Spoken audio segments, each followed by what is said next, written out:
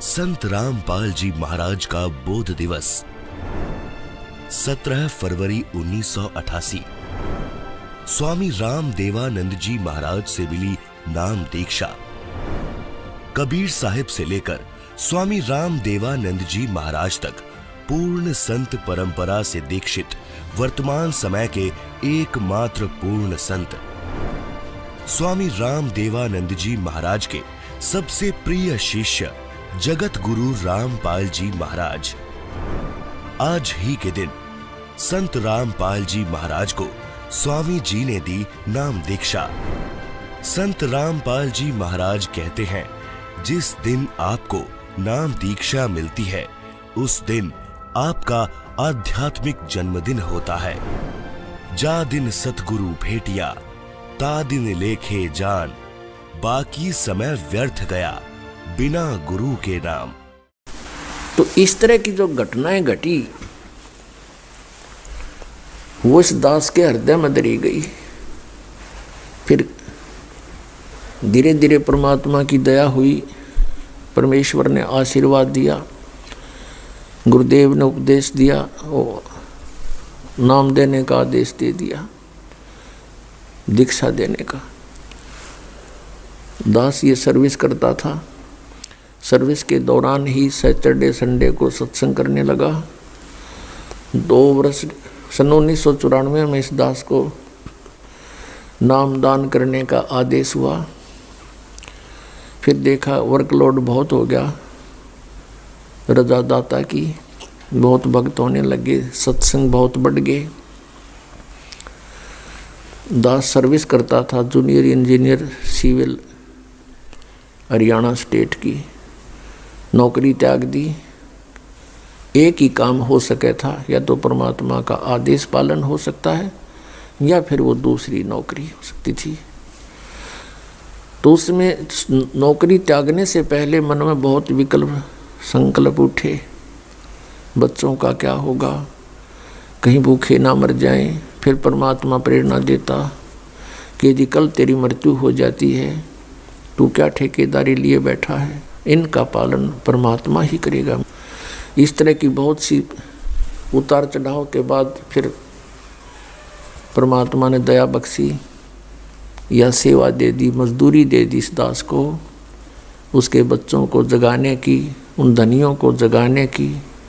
दास को एक कुत्ते की ड्यूटी मिली, भौंकने की। आप सभी धनी हो, आप पिछले पुण्यकर्मी प्राणी हो, आपको जगाना इसलिए आवश्यक है कि आपके चोरी हो रही है, आपकी अनमोल जीवन नाश हो रहा है। जो जाग जाता है कुत्ते के भौंकने से आवाज़ सुनकर, वो अपना धन बचा लेता है। और जो उस समय भी गफलत कर जाता है, सोता रहता है, तो सुबह वो देखता है तो उसका बहुत लॉस हो चुका होता है। तो पुण्यात्माओं, ये वो शुभ दिन है, ये शुभ अवसर है जिसके उपलक्ष्य में ये 5 दिवसीय समागम किया गया। फागुन की अमावस्या 17 फरवरी 1988 को इस दास को उपदेश मिला। इस दास का आध्यात्मिक जन्म हुआ। उस दिन के बाद एक नए जीवन की शुरुआत हुई। आत्मा में न्यारी उमंग हुई। दिन रात भक्ति, मालिक की वाणी, सतगुरु का संग करने लगा। सन 1994 में दास ने कभी ये सोचा नहीं था स्वप्न में कि मुझे कोई ऐसा जिम्मेवारी की पोस्ट मिलेगी, दास को ये नौकरी मिलेगी या मजदूरी मिलेगी। कभी भी नहीं सोचा था। दास क्या करता था, अपने आसपास के संबंधी मित्रों को, वैसे जो भी संपर्क में आता था, परमात्मा का ज्ञान सुनाता था, उनको तैयार करके अपने गुरुदेव से उपदेश दिलाता था।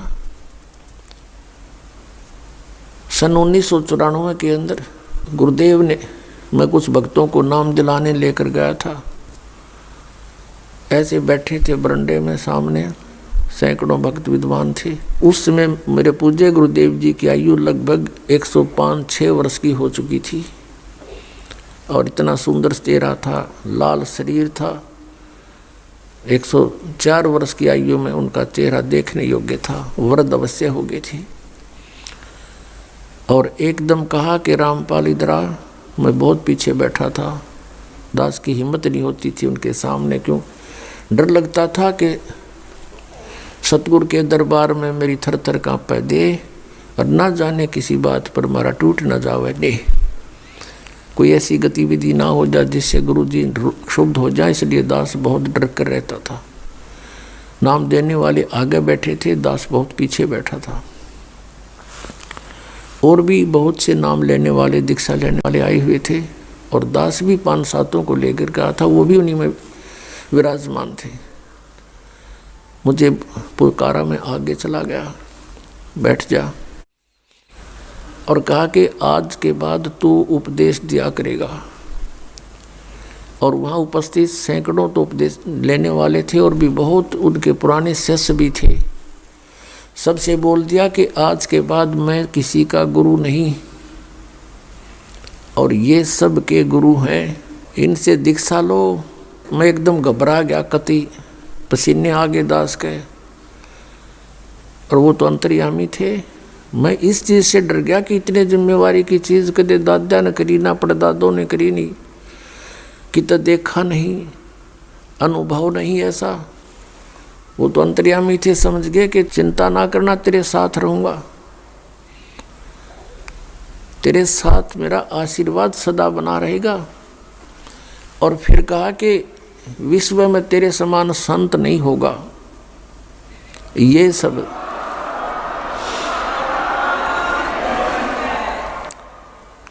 अब पुण्यात्माओं, उस समय दास अपने को भगत भी पूरा नहीं मानने था, और उन्होंने इतनी बड़ा आशीर्वाद दे दिया कि तेरे समान विश्व में कोई संत नहीं होगा। तो कहते हैं गुरु मेहर करे तो काग से हंस बना दे। उन्होंने अपनी मेहर से इस दास को, कव्वे को हंस बनाया, अपने ही आशीर्वाद से संत बनाया। उस समय हमारी बाल बुद्धि थी, ये बात समझ में नहीं आई कि मेरे जैसा एक तुच्छ प्राणी और विश्व में मेरे समान कोई संत ना होगा। ये बात गले नहीं उतर रही थी, लेकिन गुरु की जो वचन है वो उसमें दोष भी दिखाई नहीं देवा था। जैसे कोई छोटा बालक होता है और उसको कोई कहता है कि बेटा वो पेन ला, वो जैसे पेन रखा होता है, ये पेन रखा हो और वो बच्चा उठा लेता है, वो पूछता है डैडी ये क्या है, पिताजी ये क्या है। पिताजी कहता है बेटा पेन है। वो कहता है कि पेन है, हैं पेन है, हैं। और इस बात को कहते कहते उसको रख के वो और खेल लग जाता है। कहने का भाव ये है कि उसको न तो ये अविश्वास है कि पिताजी जो कह रहा है वो गलत होगा, लेकिन उसकी बुद्धि इतनी बाल है कि इसको समझ नहीं पा रही ये पेन है। वो ऐसे उसको छोड़कर चला जाता है। तो इस दास की अब वो ऐस अतिथि थी। उन्होंने कहा कि तेरे बराबर विश्व में कोई संत नहीं होगा। तो उस समय दास ऐस अतिथि में था, और वो जो कह रहे थे तो पेन था ही। तो अब इस बात का कुछ एहसास हो रहा है, क्योंकि अन्य संतों ऋषियों के जो अनुभव देखे दास ने, इनके पास तक खख भी को नहीं अध्यात्म ज्ञान का। तो हम इस योग्य नहीं थे, गुरु जी के आशीर्वाद से हो गए, यो ज्ञान हो गया, बुद्धि खुली, और इन महर्षियों के अंदर इनके झांक के देखा, इनके खुले वो बोरे जिन पर ISI मार्क ला रखा, गोबर पर रखा था इन्हें सब ने। किसी के पास मोक्ष मार्ग नहीं, सबकी दुर्गति हुई। पिछले इतिहास बतावें, हमारे ग्रंथ कहते हैं कुछ, ये हमें बता रहे थे उसके विपरीत। तो ये संत नहीं थे। आज आपके समक्ष है, क्योंकि बुद्धिमान समाज है। तो पुण्यात्माओं, जिस दिन आपका आध्यात्मिक जन्म होता है वो आपका वास्तविक जन्म है इस पृथ्वी मंडल पर। शरीर के जन्म तो असंख्य हो लिए, जन्म तो वो भी है क्योंकि शरीर स्टार्ट हुआ, और अब आत्मा का जन्म समझो, आध्यात्मिक जन्म उसका उस दिन है जिस दिन सतगुरु मिल गए। जा दिन सतगुरु भेंटिया सो दिन लेखे जाने, बाकी समय व्यर्थ गया बिना गुरु के ज्ञान। कि यही समय हमारा उस दिन से लेखे लगा जीवन जिस दिन से पूर्ण संत मिले, नकली गुरुओं से उपदेश लिया हुआ व्यर्थ है। ये अनमोल ज्ञान जगत गुरु तत्वदर्शी संत रामपाल जी महाराज के सत्संगों का अंश मात्र है। संपूर्ण आध्यात्मिक ज्ञान के लिए सुनिए संत रामपाल जी महाराज के मंगल प्रवचन। आप संत रामपाल जी महाराज जी के मंगल प्रवचन संत रामपाल जी महाराज एप्लीकेशन पर भी सुन सकते हैं तथा उनके द्वारा लिखी पुस्तकें भी डाउनलोड कर सकते हैं।